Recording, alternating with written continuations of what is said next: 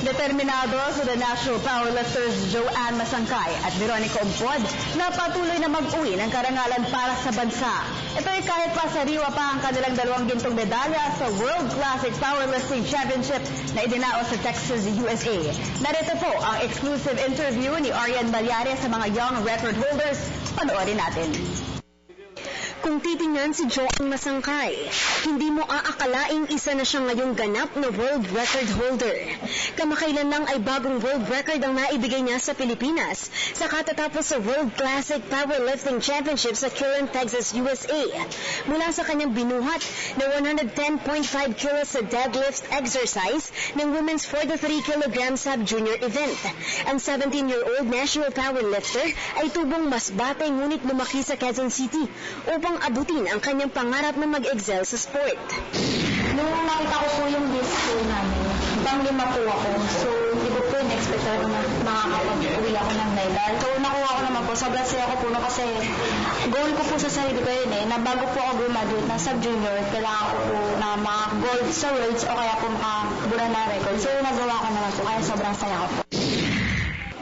Bukod kay Masangkay, 2 Asian records naman ang binasag ni fellow lifter Veronica Ompod sa kaparehong dibisyon mula sa kanyang 90 kg lift sa squat at 49 kg sa bench press.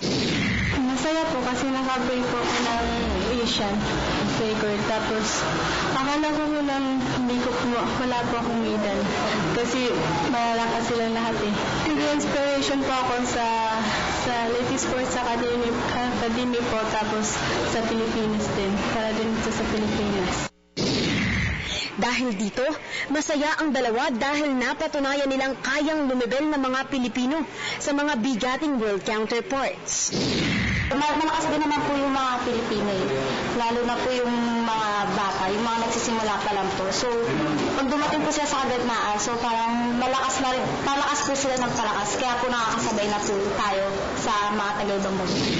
Sa panig naman ni Powerlifting Association of the Philippines President Eddie Torres, nangako siya na paiigtingin pang lalo ang kanilang programa sa PAP para patuloy na makapag-produce ng world-class talents.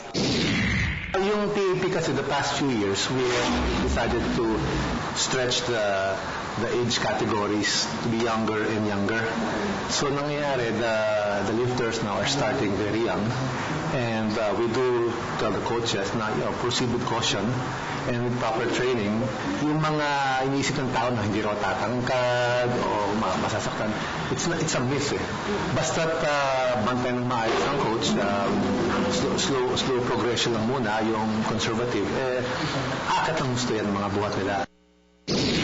Ang susunod na paghahandaan ng national team ay ang World Junior and Sub-Junior Powerlifting Championship sa Poland sa susunod na buwan.